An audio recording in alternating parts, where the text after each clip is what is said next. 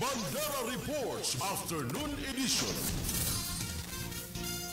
Nagpapagaling na ang isang kasapi ng Citizens Armed Forces Geographical Unit o CAFGU matapos masabugan ng bomba na isinilid sa isang parcel sa military camp sa Barangay Colonia sa Lamitan City, Basilan nitong araw ng Lunes ngayong linggo.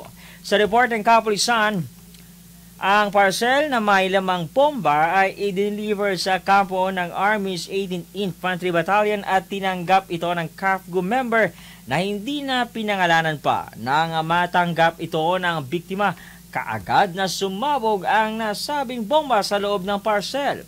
Hinigpitan na ang seguridad sa kampo kasunod ng nasabing insidente at patuloy ang isinasagawang investigasyon.